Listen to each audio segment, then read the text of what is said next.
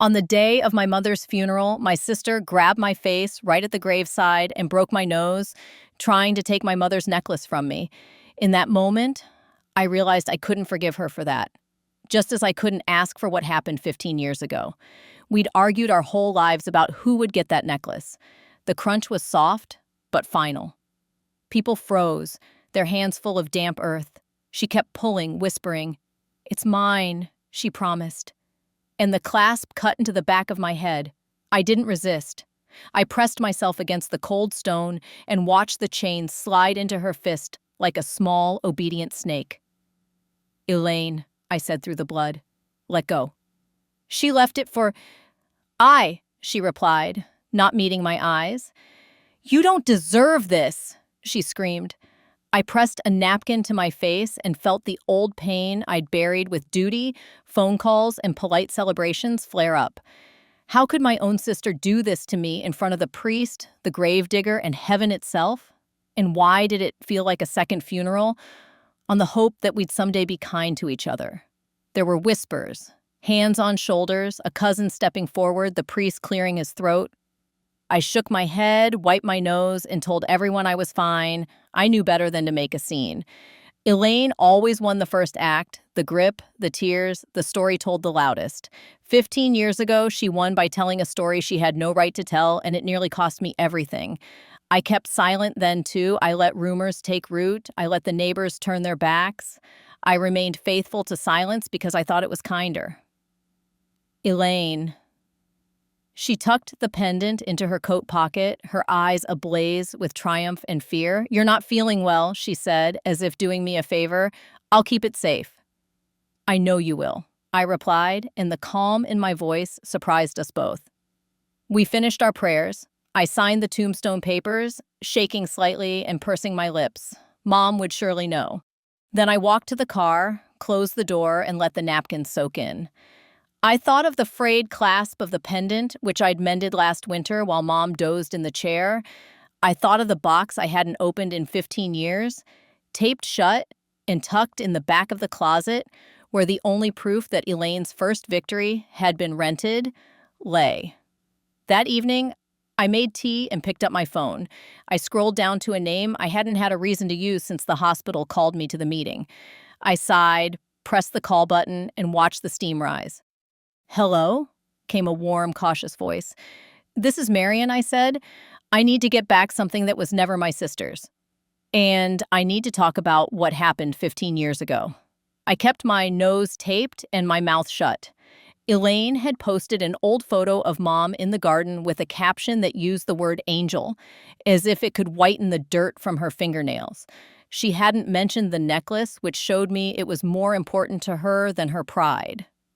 She was only hiding what she planned to keep. When Mom first wore that necklace, I was 12 and Elaine was 9. Our father saved for months for it, a gold chain and a small, flat pendant engraved with a compass rose. My mother liked to joke that if we ever got lost, she'd twirl the pendant and it would show us the way home. I always thought it was a pretty story, nothing more.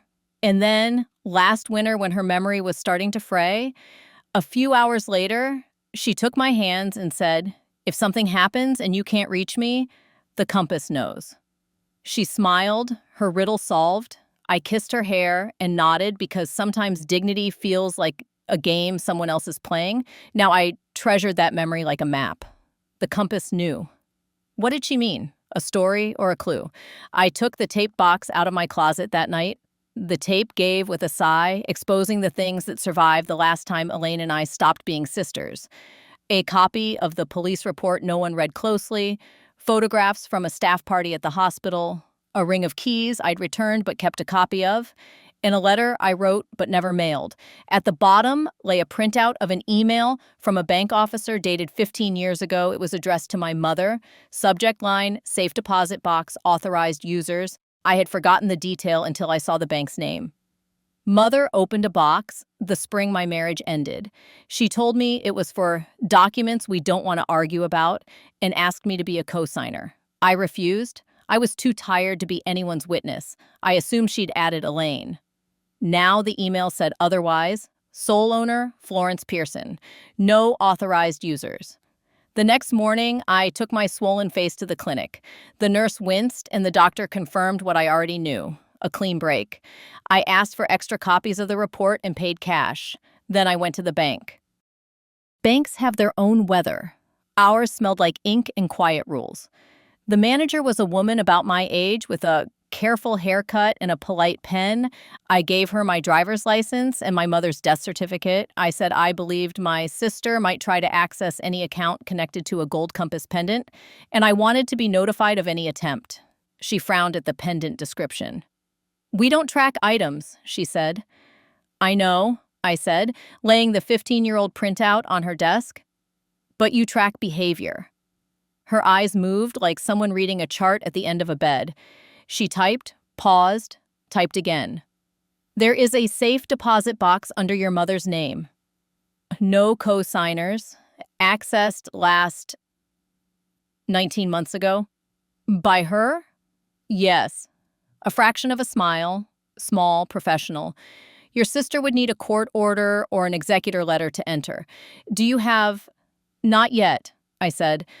"But if someone tries with anything less, I'd appreciate a phone call." "Of course," she said carefully. "We always follow policy.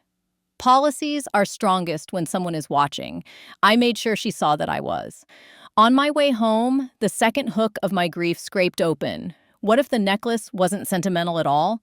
What if the compass wasn't pointing home but pointing to a door? Yet we had all assumed the pendant was a pretty toy, but Mother had always hidden meaning in household things: bills tucked into cookbooks, passwords under plant saucers, a renter's copy of the lease glued into the lid of the flower bin. Why not a bank box number in a charm that glitters in the open? That night, I took out the jeweler's loop I'd used to fix the clasp over the winter. Under the lens, the pendant's edge showed tiny scratches that weren't random. They resolved into numbers as faint as a whisper: 317-12A. I pressed the loop harder until the bridge of my taped nose throbbed. The engraving curved like a secret meant to be found only by someone patient enough to keep looking. The next morning, the bank manager called. "Mrs. Kendall, this is Dana from First Coastal. A woman matching your sister's description is here with a pendant she says proves her right to access your mother's box." "Is she alone?" "She's with a gentleman who introduced himself as an attorney, but he's not one I recognize." "Would you mind telling her I'm on my way?" I said, already in my coat, "and that the policy requires next of kin." Policy does require either the executor or all heirs. We can have a private conference room ready. When I walked into the bank, Elaine was holding the pendant between two fingers like a trophy. She had found a chain thicker than Mother's and paired it with lipstick Mother would have called brazen. The man beside her had a briefcase and a suit that made noise when he moved. He looked like a lawyer if your idea of a lawyer came from television. "Oh, good," Elaine said. "You can finally be useful." Dana managed the kind of smile they teach at seminars. "Let's sit." In the small room, under a quiet clock, the man introduced himself as Mr. Kroll and declared the necklace an implied authorization.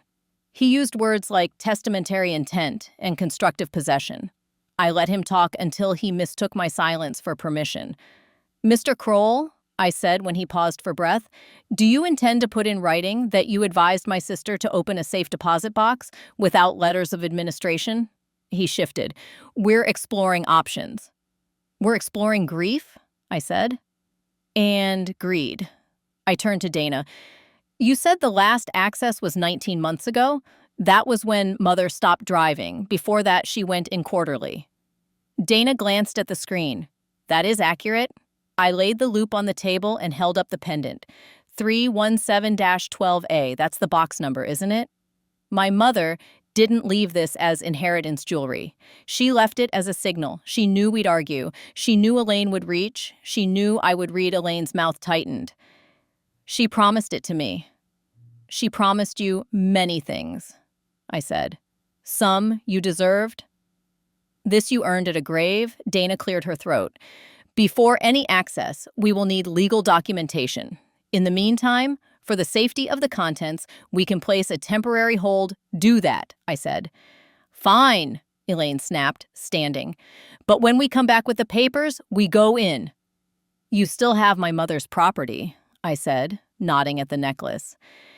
And you broke my nose to get it. She smiled without warmth. Prove it. I slid a copy of the clinic report across the table, along with a photo Cousin Ruth had taken at the graveside, the moment when Elaine's hand flashed and my head snapped back. Ruth had sent it to me without comment, the way old women trade recipes. Here, take what you need and don't waste it. Mr. Kroll stood, briefcase snapping shut like a trap. We're done here, he said. We're just getting started, I answered. 15 years ago, the first time I learned what my sister was willing to do, I was a charge nurse on the night shift. The hospital elevator always smelled faintly of lemon and sleep. A small scandal burned through our floor that winter. A cache of pain medication missing, a whistleblower, an investigation.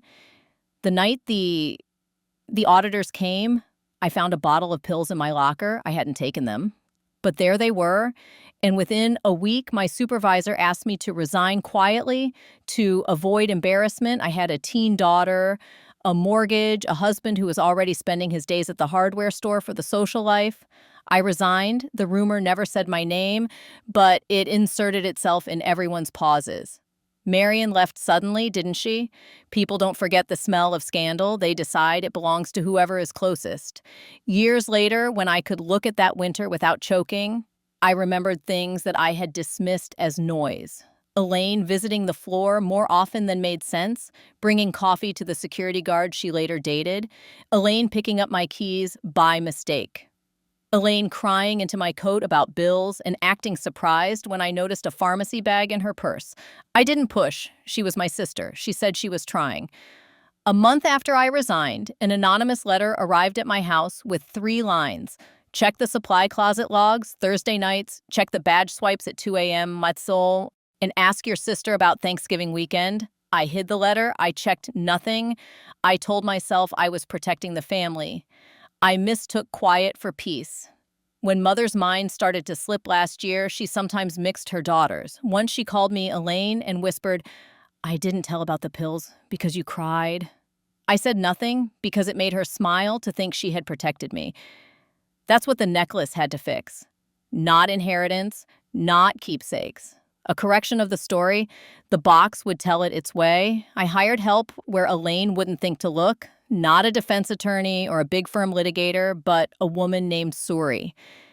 I'd met at the hospital board, a compliance investigator who had seen every flavor of quiet theft. Her office lived over a travel agency that sold cruises to places I would never visit.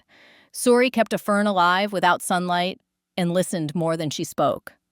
What do you want? She asked after I told her about the grave and the pendant and the winter of missing pills. I want the truth in a form that stands on its own feet, I said. And I want my mother's last decision to be respected. She wrote 2 lists on a yellow pad, what we know and what we suspect.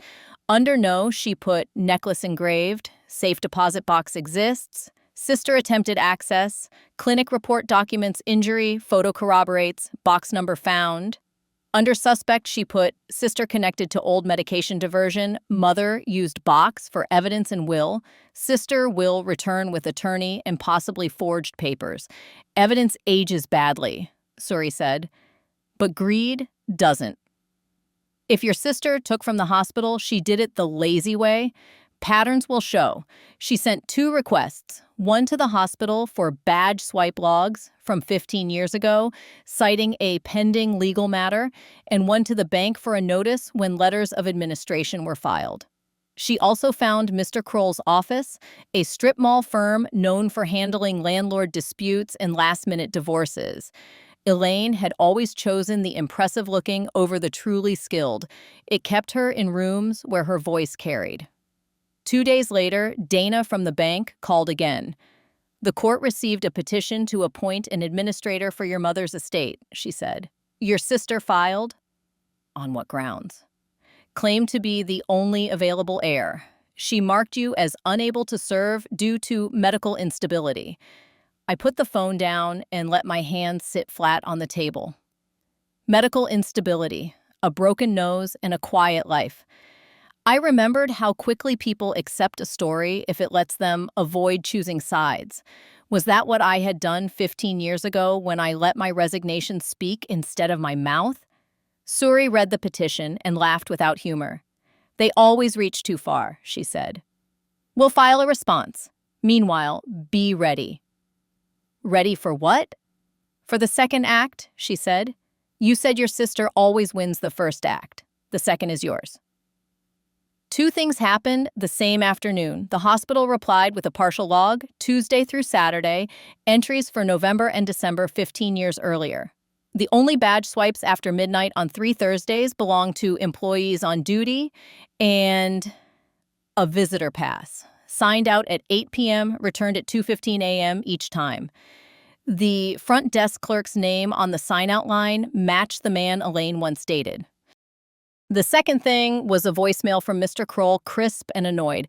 Ms. Kendall, we are prepared to resolve the matter amicably. My client is willing to relinquish any claim to personal effects in exchange for immediate access to the safe deposit box and a mutual release of any allegations concerning past events. The words tasted like mildew. He was offering to trade silence for the box.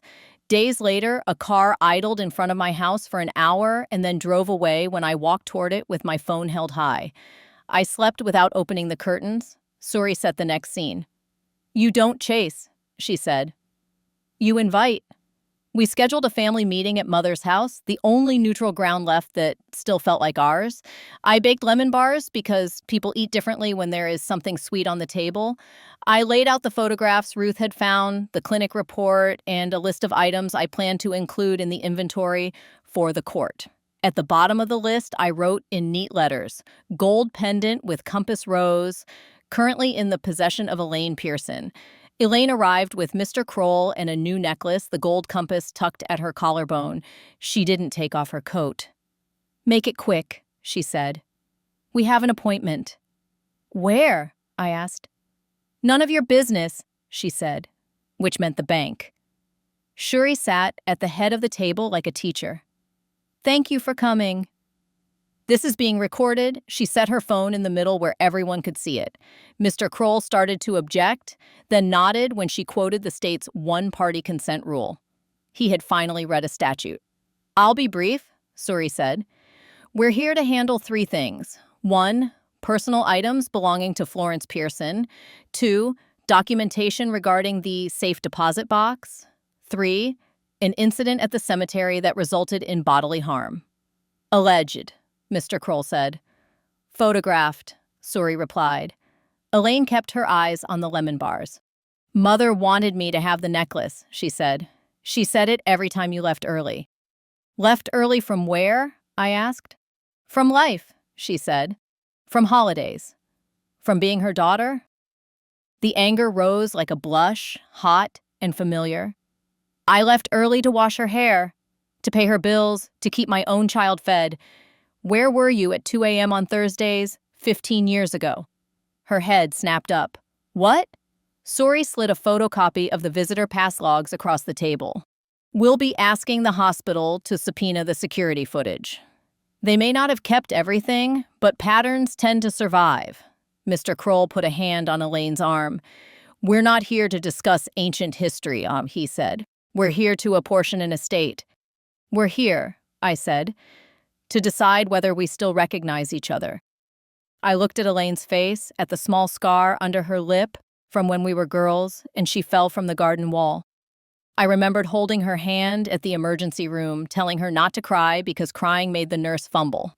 Love is a series of quiet instructions. I had given her so many. She stood. This is ridiculous. We have an appointment. Go, I said. One more thing before you do. I took out the loop and the pendant's tiny secret, copying it onto an index card, 317-12A. If you try to enter with this as proof, the bank will record your attempt. They already have. They will also note the hold I requested. Elaine laughed, short and mean. You think you're clever because you can read scratches. I think I'm patient, I said.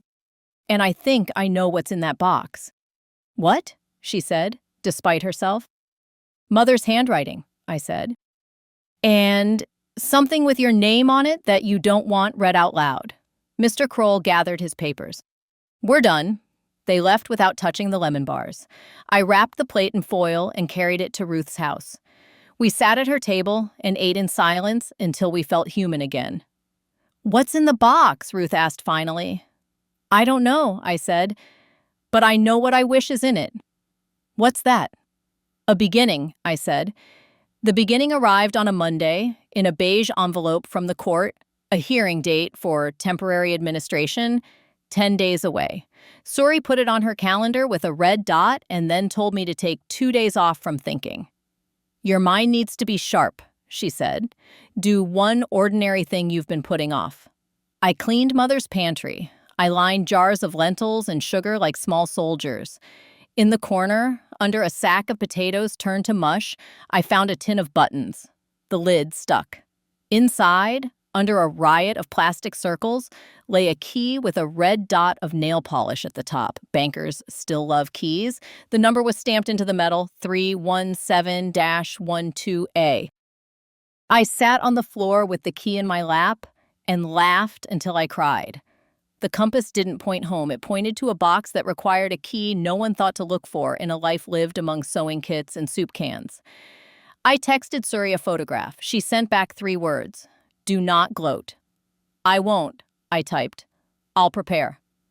Preparation meant lists. I wrote down every detail Mother had tucked into ordinary days.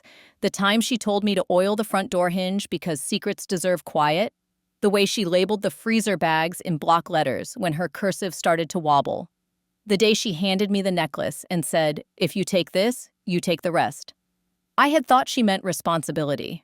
She meant narrative. 3 days before the hearing, Dana called again. The hold remains. We're ready to escort both parties when the court grants access. For your safety, I suggest a neutral third party attend. Thank you, I said. We'll bring one. Elaine spent those days sending me messages that read like apologies, if you didn't read them twice. We should remember the good times, she wrote. Mother wouldn't want us to fight. Let's not drag strangers into family business. You know you made mistakes too. I did make mistakes. Silence is a mistake when it allows harm to set like concrete. But I wasn't going to chisel alone anymore.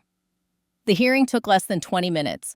The judge assigned temporary co-administratorship to both of us with an order to inventory the safe deposit box in the presence of a bank officer and a notary. Mr. Kroll tried to object to Suri's attendance. The judge raised an eyebrow. Advisors are permitted, she said. What they are not permitted to do is open their mouths unless asked. At the bank, Dana led us to a small windowless room. The vault attendant took the key from Dana, compared the numbers, and slid the narrow metal drawer onto the table like a patient. I put my hand over mine to stop it from shaking. Elaine's hand moved, then paused as if she were afraid something inside would bite. Dana broke the seal and lifted the lid. Inside lay a stack of envelopes tied with blue ribbon, a slim notebook, and a small velvet bag. Dana noted each item on a form. The notary watched like a lighthouse. Shall we begin with the notebook? Dana asked. I nodded. The notebook was Mother's, plain, ruled, with dates in the top corner of each page. 19 months ago, she had stopped writing, but the pages before that were neat. On one page, dated the winter of my resignation, she had copied a timeline. Dates, times, visitors. On another, she had written, Elaine borrowed my keys to move boxes. Came back crying, said I should not tell. Asked me to keep her secret so Marion could keep her job. My heart hurt. I closed my eyes. Suri touched my arm once, light as breath. The envelopes were labeled. One read, to be opened by both my daughters. Inside lay a letter in Mother's hand. My girls, if this is being read, it means I am not here to speak for myself. I hope you are sitting down and remembering to eat something because serious words require bread. I made a box when I realized the stories in this family had started to tangle. The necklace points to the box. The key lived with the buttons because that is where I keep things no one thinks to respect. Elaine, you came to me 15 years ago, shaking. You said you were in trouble with a man who worked nights and had lent you money and wanted repayment. You used Marion's badge to get into the hospital and took what you thought would solve it.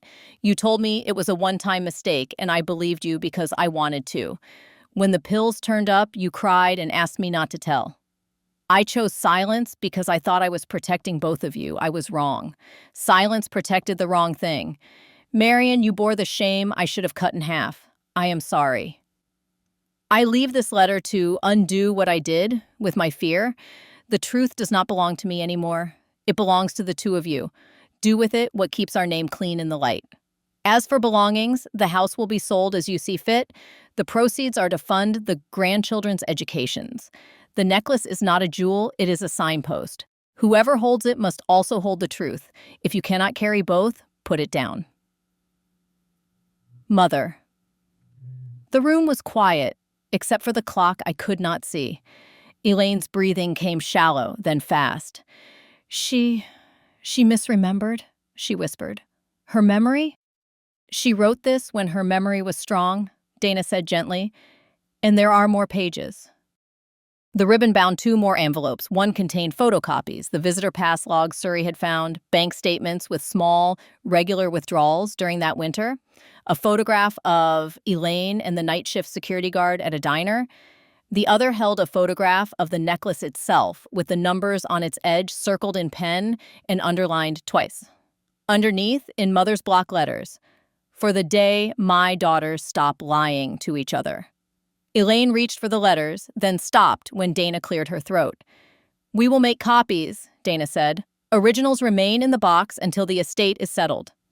Mr. Kroll stood slowly, as if he had discovered the room's floor didn't like him. This material is prejudicial, he said.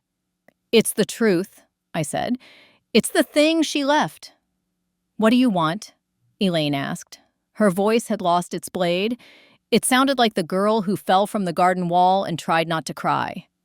I wanted to say I wanted her arrested, humiliated, forced to sweep the floor of every story she had dirtied. I wanted to say I wanted back the years I lived, with a whisper pinned to my name. But what I wanted most was simpler and more difficult. Safety, the kind that doesn't require me to check the locks twice, the kind that doesn't ask me to eat in public to prove I still belong. I want 2 things, I said. One private, one public. Privately, you tell me exactly what you did and why. You do not use mother's grief or your bills or my past as seasoning. You tell it plain. Publicly, you sign a statement acknowledging that I did not take those pills and that I resigned to spare the hospital embarrassment during an investigation that had nothing to do with me. That statement goes to the board, to human resources, and to the church bulletin if I feel like it. Elaine stared at the photographs. And the necklace? The necklace comes back to me, I said.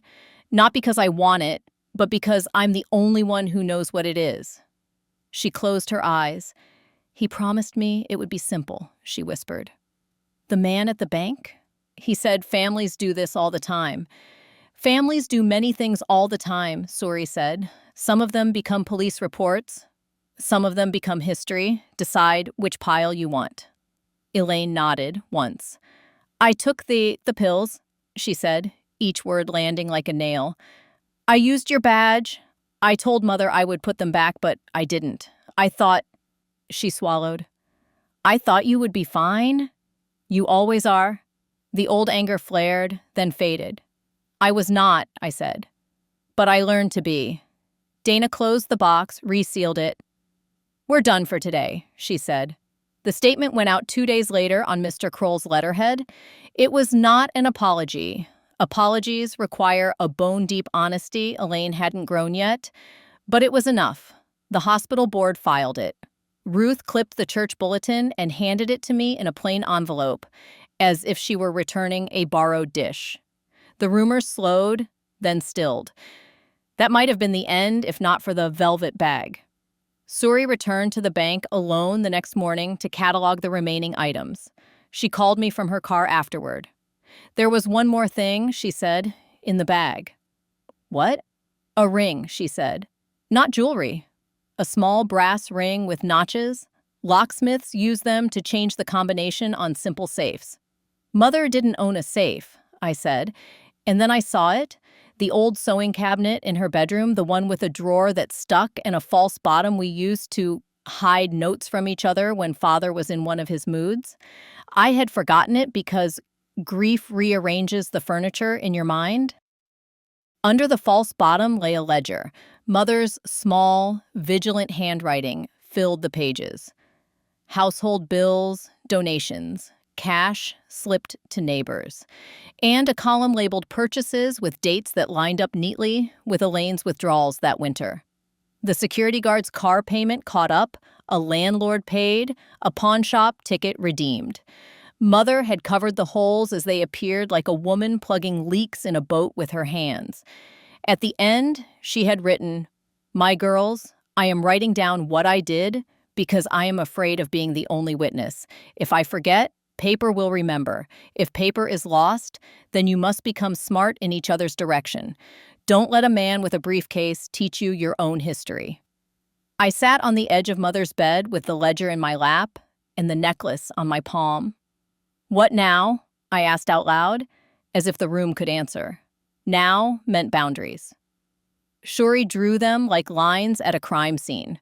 The house would be sold as Mother requested, with proceeds placed into a trust managed by a third party. Elaine would receive nothing until she completed a financial literacy course and a counseling program recommended by a social worker Shuri trusted.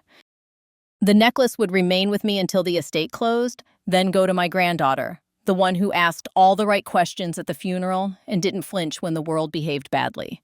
We presented the plan to the judge with the ledger as exhibit and the statement as ballast. Mr. Kroll nodded as if he had suggested it. Elaine didn't speak.